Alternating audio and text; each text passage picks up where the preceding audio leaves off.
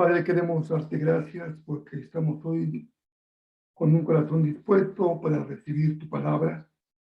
Queremos aprender de ti, queremos ser instruidos, guiados, exhortados, orientados, a fin de que podamos ver en nuestra vida el reflejo de tu voluntad, haciendo, Señor, lo que tú quieres que hagamos y siendo las personas que tú quieres que seamos, porque sabemos que es el camino, el mejor, el único para vivir realmente una vida dichosa, plena, satisfactoria y agradable a tus ojos. Permite que tu palabra sea clara, que llegue a nuestro corazón, que tú nos hables a cada uno de nosotros conforme a tu propósito, Señor. Te bendecimos por ello que adoramos en Jesús, tu Hijo amado, nuestro Señor y Salvador. Amén. Si tienen su Biblia a la mano, vamos a estar considerando hoy el capítulo 13 del Evangelio según San Juan.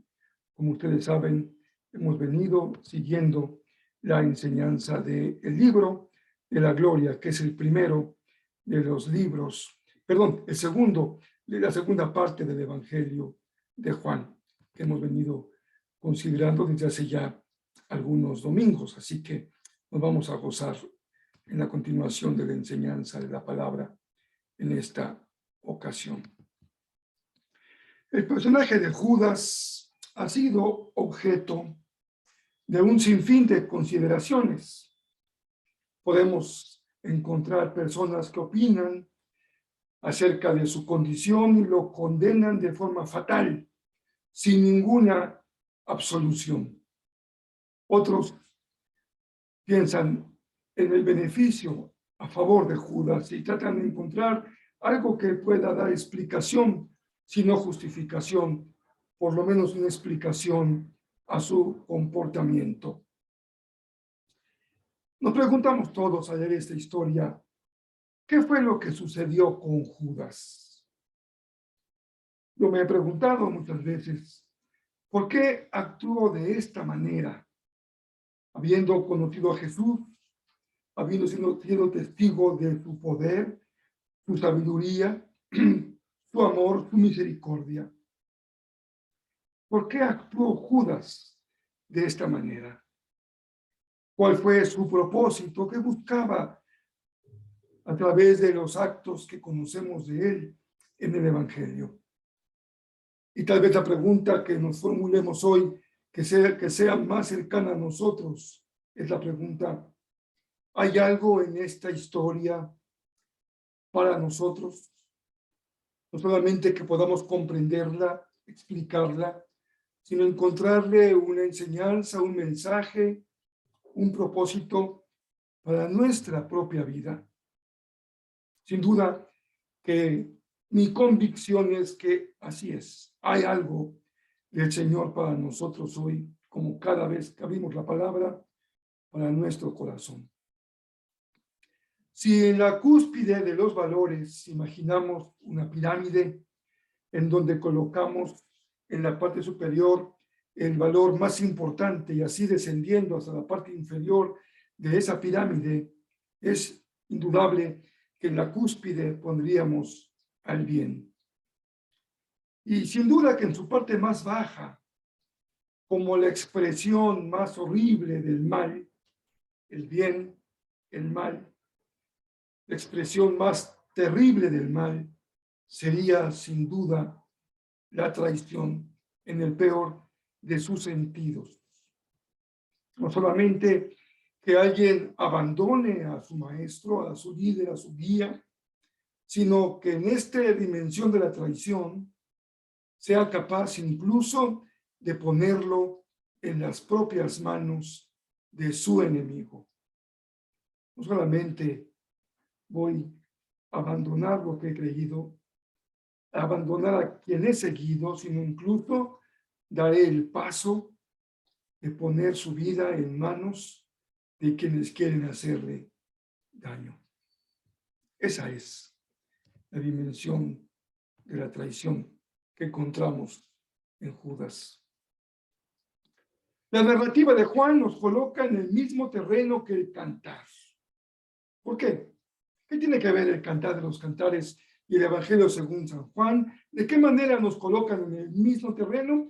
En el hecho de que el cantar, más que hablar del amor, se ha hablado de los enamorados y del amar, del verbo y las personas que en ello se comprometen, intervienen, participan. Es exactamente el mismo terreno en el que nos colocamos con Juan. No se habla de la traición, sino se habla del traidor.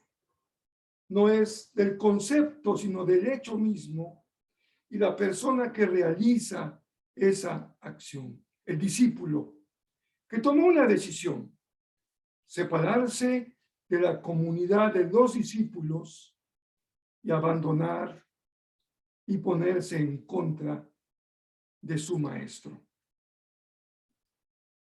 Parece algo tan terrible, pero es algo lamentablemente muy cercano. Las últimas décadas de nuestra época pueden ser entendidas también, y algunos así la han llamado, como una continuación de un largo y permanente proceso de abandono del cristianismo. No son pocos los especialistas que hablan ya que estamos viviendo una época postcristiana, más allá del cristianismo. Lo podemos notar en las condiciones en las que se encuentra hoy día la sociedad. Pero si abonamos al terreno en el que nos coloca Juan, entonces no hablaríamos de la condición general en la que se encuentra la sociedad, sino más bien de cómo las personas participamos en este acto de separación, de abandono de la fe. Ya hemos mencionado aquí en otras ocasiones que uno de los grupos mayoritarios en el mundo del cristianismo de hoy es aquel grupo que se hace llamar cristianos en iglesia. No dejan de creer en Jesús, tal vez ocasionalmente puedan leer su Biblia, doblar sus rodillas y elevar alguna oración. Cuando están en necesidad, buscan refugio espiritual, pero no son congregantes. No asisten a la congregación con regularidad y mucho menos están comprometidos con la iglesia. Es más, muchos podrían decir, yo sigo amando a Jesús, pero no me hables de la iglesia. No solamente sabemos que hay muchas personas así, tal vez tú y yo conozcamos a alguien muy cercano, muy cercano, que ha vivido esa terrible experiencia de decidir salir de la comunidad de los discípulos. ¿Cuál fue la decisión de Judas? Salir de la comunidad de los discípulos. No se siente parte de ellos. No comparte su misma fe. No comparte el mismo compromiso. No siente la misma devoción por Jesús. Ha decidido tomar distancia. Ha decidido retirarse. Salir de esa pequeña comunidad que recién se está formando a la luz de los eventos que leemos en el capítulo 13 de Juan.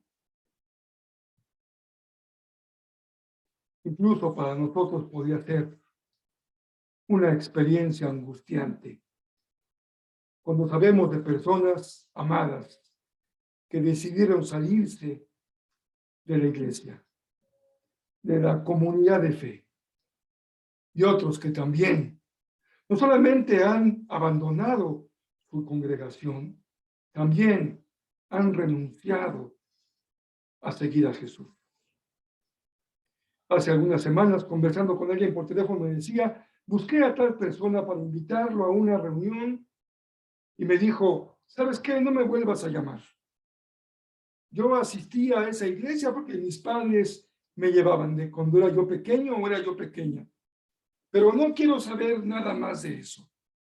En realidad yo iba porque me llevaban, pero no tiene nada que ver conmigo. La persona que me lo compartía se quedó sorprendida por la respuesta. Nunca se lo esperó. ¿Por qué?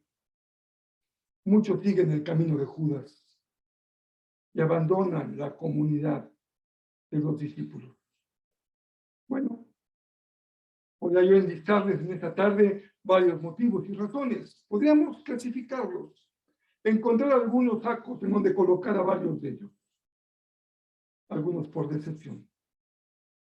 Es que me fijé cómo era realmente Pedro, escuché platicando a Juan y Andrés y vi lo que hacía Magdalena y después encontré una conversación sobre lo que dicen que hacía Judas con la ofrenda que se recogía para los pobres y qué decepción. Otro por frustración. Una tercera posibilidad es porque un grupo se colocó en el saco de aquellos que se consideran incapaces de seguir las pisadas del maestro, ¿no? El llamado del cristianismo no es para mí, es demasiado desafiante para mí, creo que no doy el ancho. No es que otros me decepcionen, no es que esté frustrado por lo que veo, sino porque yo mismo reconozco que no doy el ancho, no me siento a la altura, no de lo que la gente espera, sino de lo que la propia Biblia dice. Eso de perdonar al que me ofende, eso de amar al enemigo, eso de buscar la paz, eso de caminar la doble milla o entregar la capa, no va conmigo. Creo que no estoy hecho para seguir a Jesús.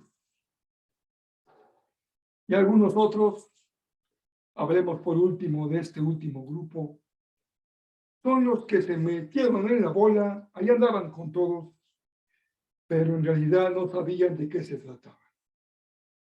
Ahí estaban con el grupo, veían que había mucha gente, que había algunas cosas interesantes, que podían a veces comer gratis porque se repartía comida o se daba ropa para beneficio de los pobres o alguna caravana médica que alcanzaba a bendecirlos, pero en realidad no estaban muy seguros de por qué estaban ahí.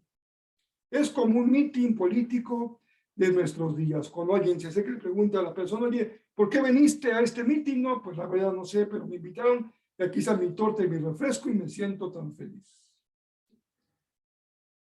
No pocos seguían a Jesús porque tenían su propia agenda, sus intereses.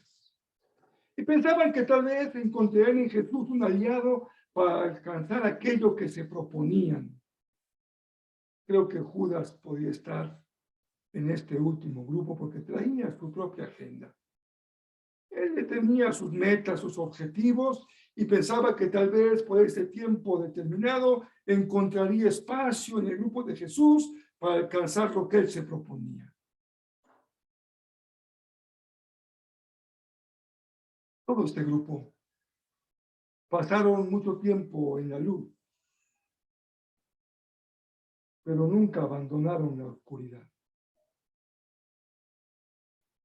Escucharon muchas veces el Evangelio, pero nunca asimilaron el Evangelio.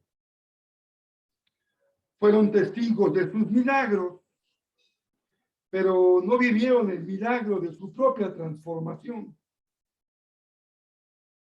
¿Lo han visto? Estar en la luz sin ser iluminados por la luz, sin abandonar la oscuridad. Escuchar el Evangelio una y otra vez y no aprenderlo con H, asimilarlo. ¿Te suena conocido el ser testigo de milagros sin haber experimentado tu propio milagro de transformación de la vida? ¿Les ha pasado? ¿Les está pasando? La escena que nos relata Juan y que hemos escuchado en la lectura dramatizada es una escena muy diferente a lo que leímos hasta ahora. Ya Jesús ha concluido la etapa pública de su ministerio. Ya no está en las calles, en las plazas, en el atrio del templo. Ya no trata con enfermos, con personas marginadas, ni con las autoridades judías. Ya no es el tiempo de la polémica, de la discusión, de la argumentación. Juan nos lleva ahora, en el capítulo 13, a una escena íntima de Jesús con sus discípulos. están reunidos los más cercanos. Esos 12 con algunas mujeres que han decidido seguirlo. Digámoslo en castellano de nuestros días, es ese grupo que se la ha jugado por Jesús. Así que la escena es descrita con sencillez por Juan, pero con mucha claridad como los otros evangelios. Jesús está reclinado a la mesa con los discípulos para compartir los alimentos.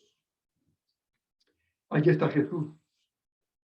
Allí están los 12, incluyendo a Judas.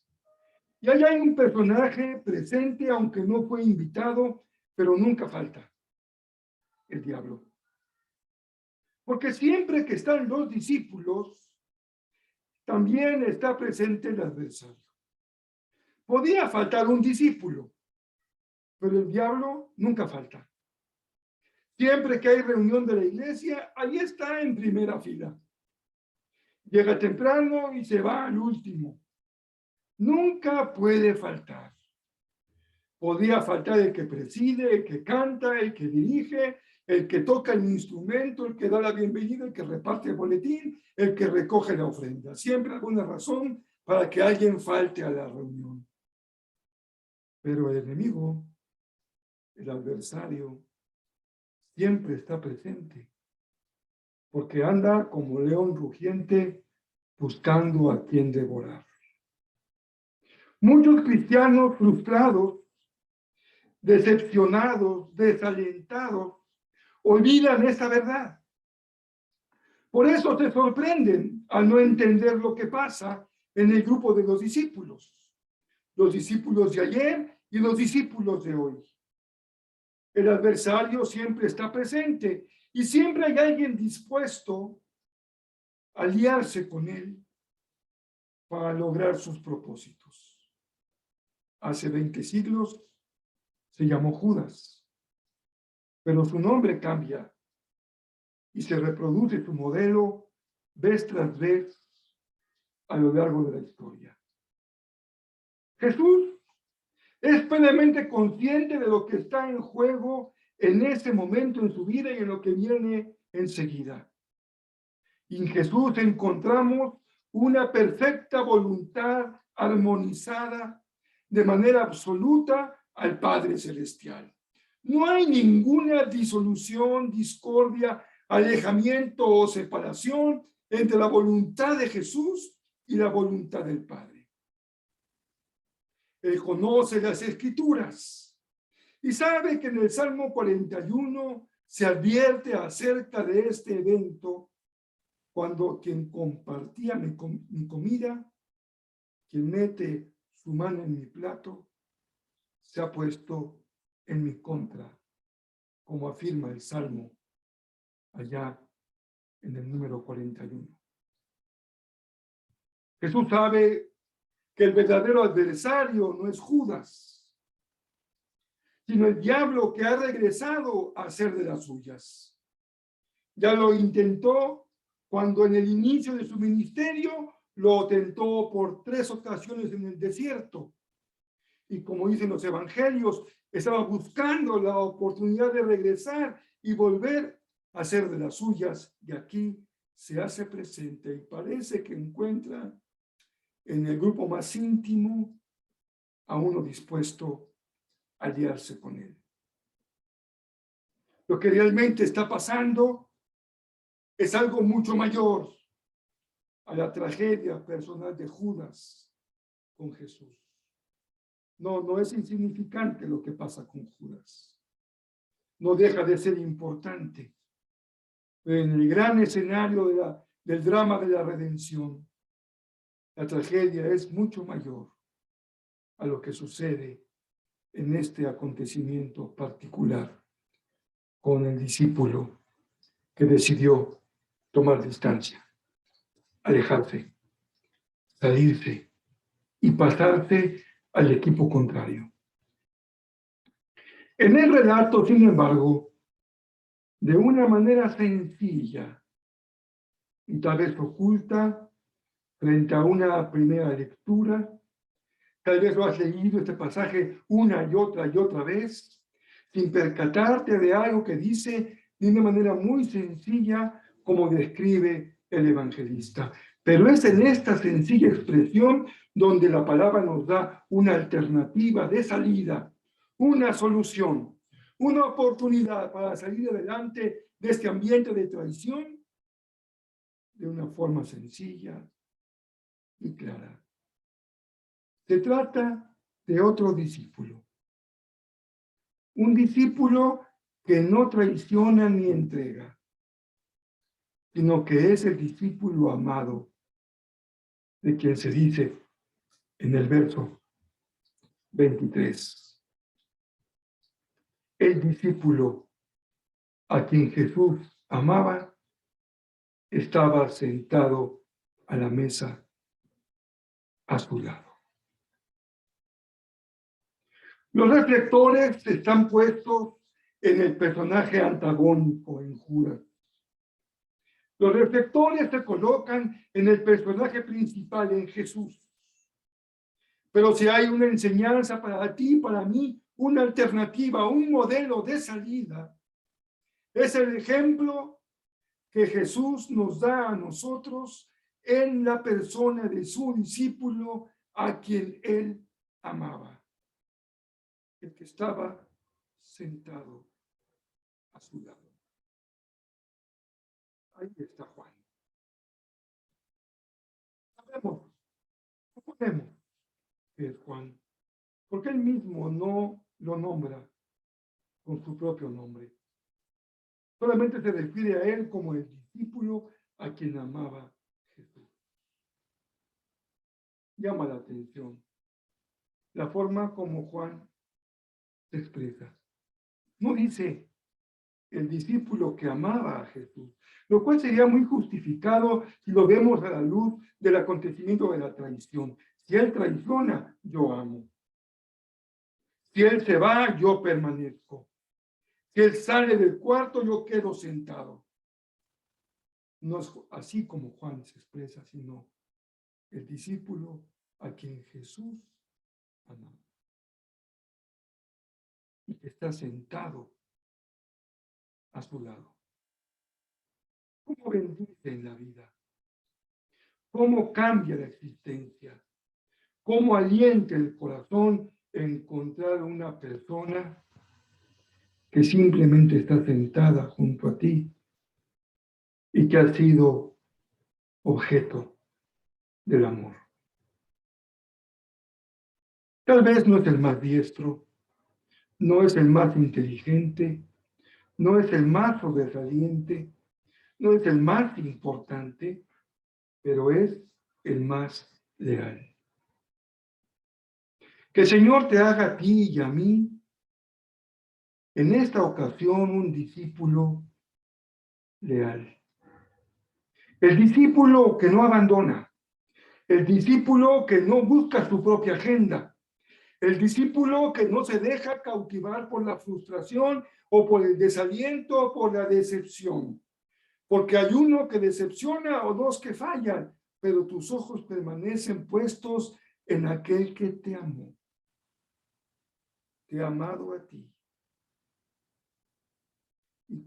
Y el corazón del maestro encuentra plena motivo de gozo cuando este discípulo permanece sentado junto a él.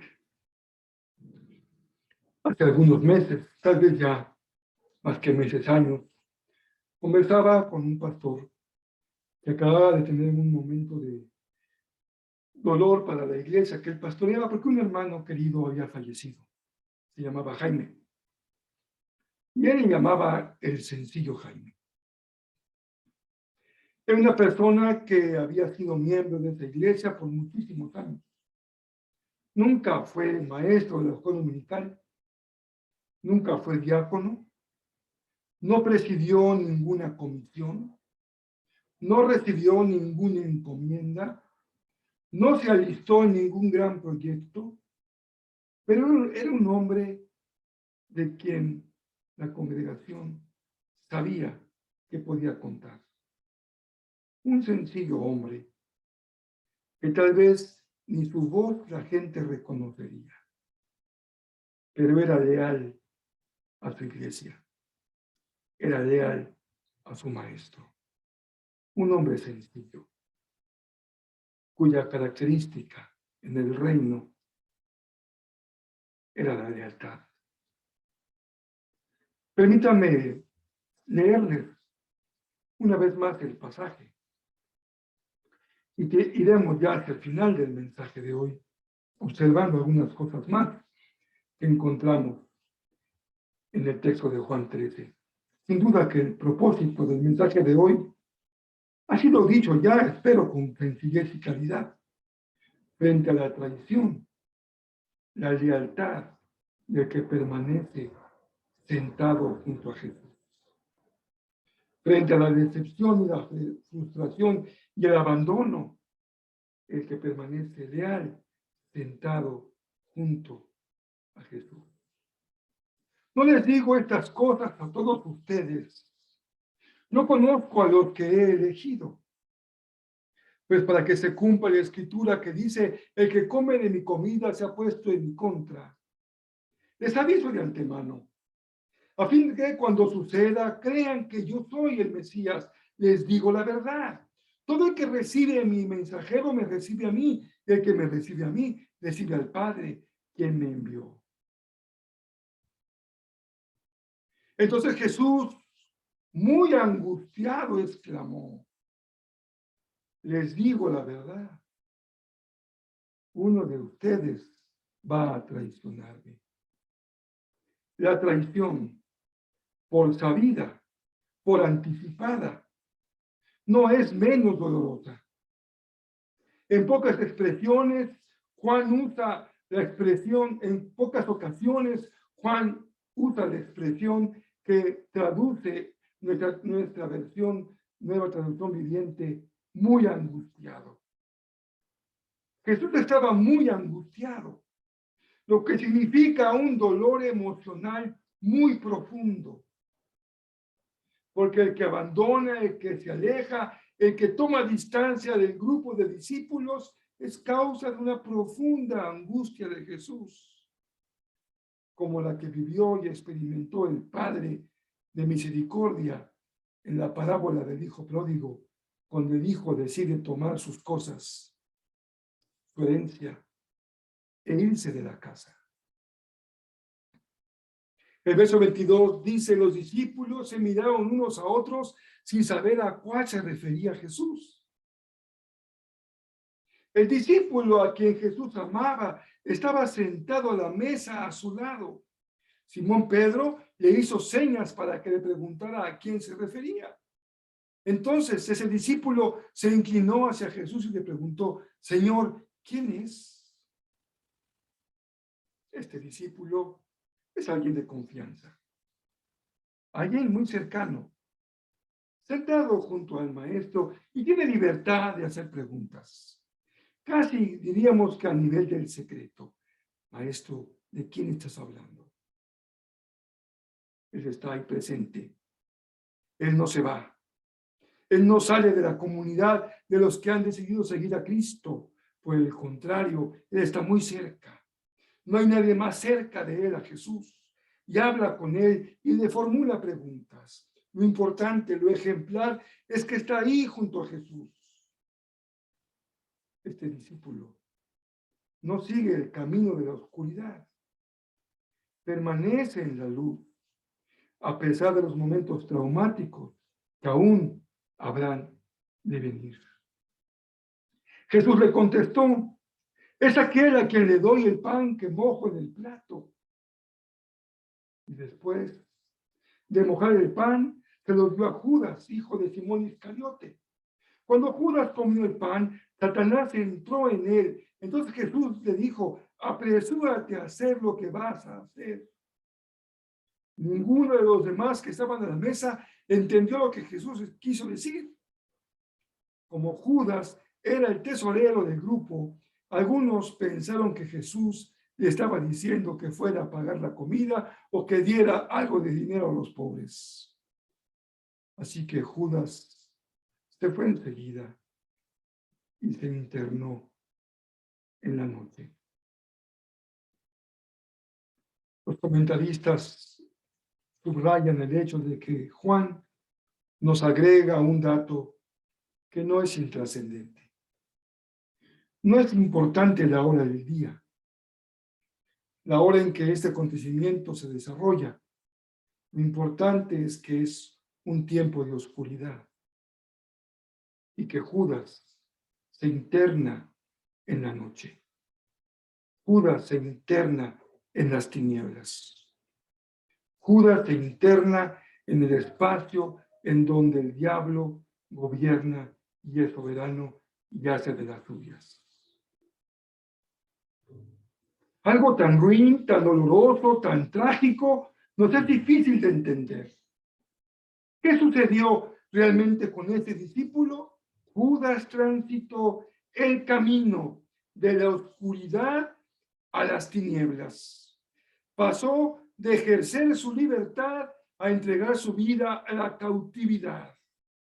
Porque podemos usar nuestra libertad para amar a Jesús o para dejar que el diablo controle nuestra vida y se salga con la suya.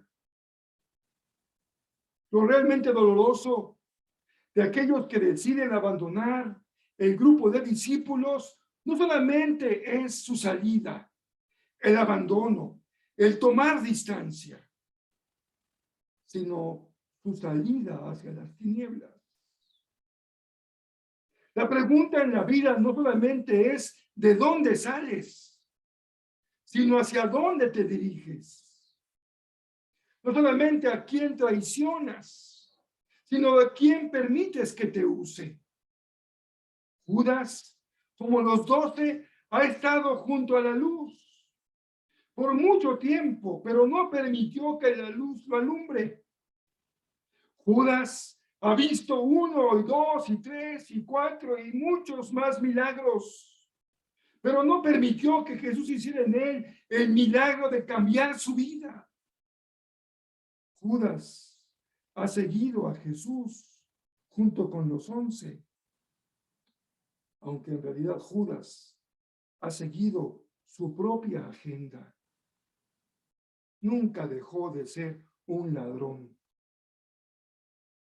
y ahora se revela como un traidor. Importante en tu vida y en la mía no es solamente si decidimos salir de un lugar, sino definir con claridad hacia dónde nos dirigimos. ¿A dónde van los que abandonan la iglesia? ¿A dónde van los que abandonan el grupo de discípulos? ¿Hacia dónde van los que deciden dejar de seguir a Jesús?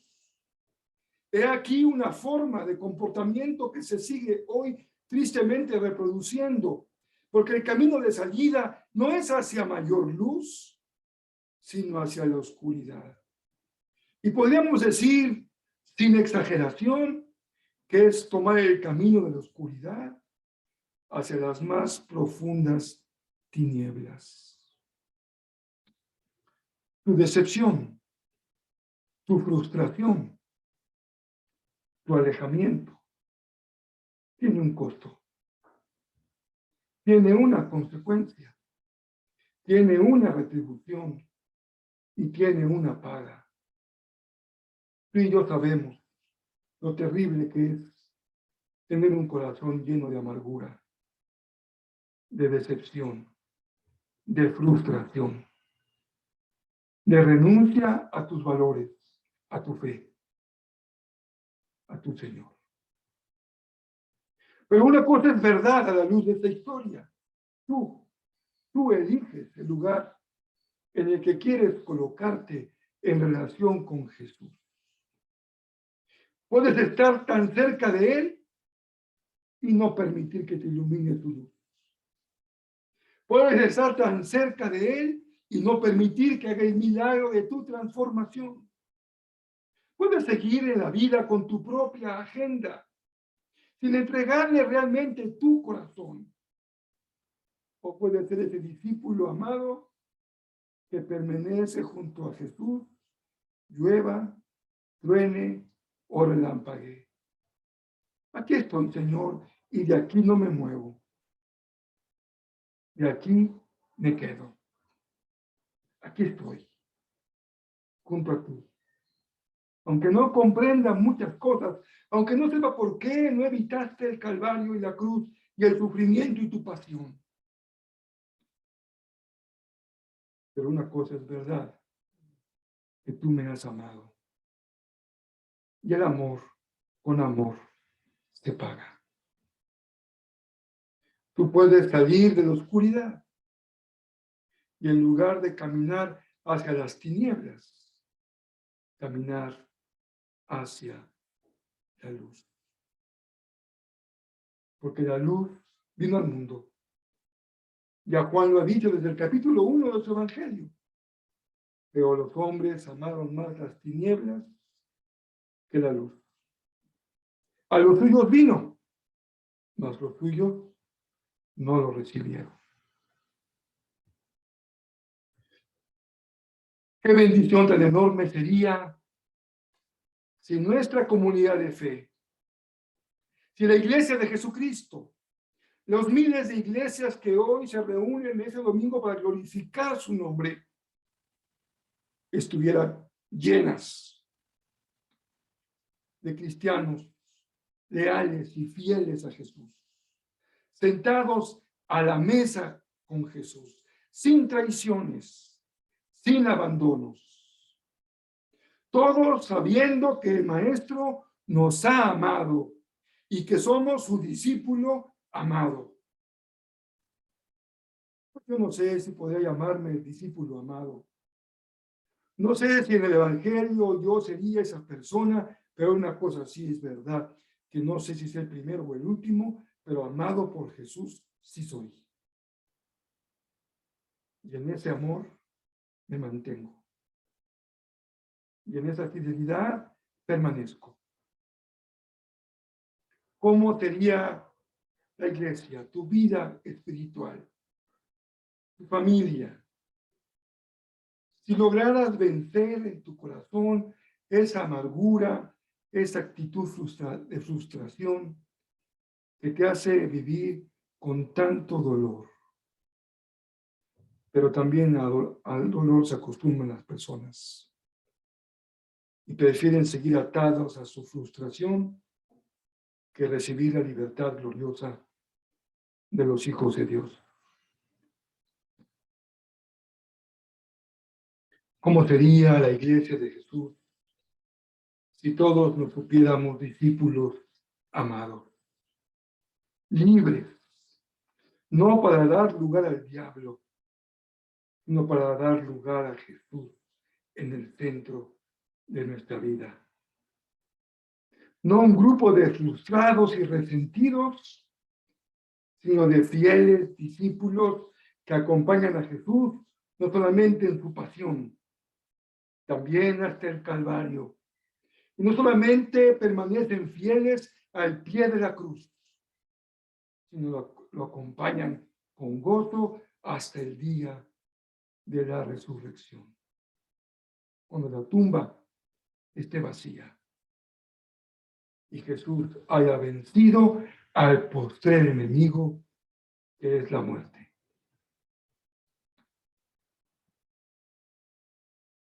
Tú decides.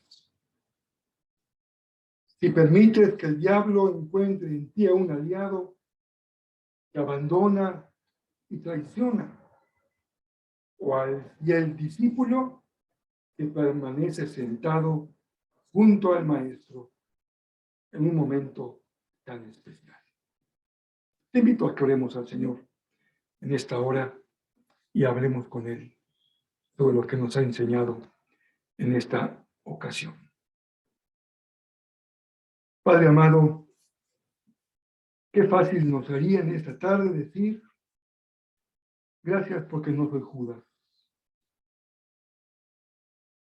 Sin embargo, tenemos que reconocer que en nuestro corazón hay cavernas tan profundas, a veces tan oscuras, que sin darnos cuenta, hemos seguido a Jesús persiguiendo nuestra propia agenda. ¿Qué nos ha movido, Señor, para buscarte? Al principio, sin duda, de forma legítima, porque teníamos hambre y sed, porque estábamos enfermos, nos sentíamos vacíos en nuestro corazón. Queríamos y buscamos en ti una alternativa de vida, una esperanza, una salvación. Y bendito tú porque nos permitiste encontrarte y saber que te entregaste en la cruz del Calvario para nuestra redención. Pero ese primer encuentro contigo, Señor, debe ser transformado para convertirnos realmente en discípulos, escuchando la voz clara de Jesús decir: el que quiera venir en pos de mí. Judas, tienes que negarte a ti mismo. Juan, tienes que negarte a ti mismo. Pedro, Felipe, Andrés, Jacobo, tienes que negarte a ti mismo. Natanael, tienes que negarte a ti mismo. María Magdalena, Marta, tienes que negarte a ti mismo. Tomar tu cruz cada día y seguirme. Padre, gracias porque nos permites hoy anhelar en nuestro corazón y decirte: seguimos el ejemplo de Juan el amado. Queremos, Señor, permanecer junto a ti, fieles, leales, constantes, comprometidos contigo y con tu reino hasta que regreses por nosotros. En tu nombre oramos, Maestro y Señor, nuestro Salvador. Amén. Les invito a que permanezcamos en la semana que empezamos hoy, meditando cada día en este pasaje de Juan 13. Mañana, una vez más, regresaremos a tanto el podcast como también los videos que subimos en Facebook y en YouTube para ir con una disección más en detalle del texto que vimos el día de hoy y que regresaremos a ver durante la semana. También les agradezco mucho que me puedan ayudar compartiendo tanto el mensaje de hoy y poniéndole like. Hay una forma en Facebook que cuando un video o una transmisión es compartido o se le pone el pulgar hacia arriba, hay más personas que pueden verlo y llegar a encontrar el video, incluso sin buscarlo. El Señor permite que lo encuentren y haya palabra para sus vidas y sus corazones. Les mandamos un cariñoso abrazo entonces esta semana, que hoy domingo empezamos. A Luis y a Rebeca, mi hermana Luluya Almanza, Ramón Canseco, Luz Mari Vázquez, Elnit Reyes, Iván, Caro y Miquel, Romeo, Gaqueta, Valinda, Aurora, Paco, Anela, César, Isabel, Norma, Jorge y Claudia y Joaquín. Amados hermanos, fieles al Señor en toda circunstancia, sin dar un espacio en nuestro corazón para caer en la deslealtad y mucho menos en la traición. Son tiempos en el que la iglesia es puesta a prueba y desafiada, porque muchos abandonan el camino de la fe. Que nosotros sigamos proclamando con lealtad, con fidelidad, el mensaje de la cruz. Dios les bendiga muy ricamente en la semana. Seguimos en contacto y en comunicación cada día del próximo domingo.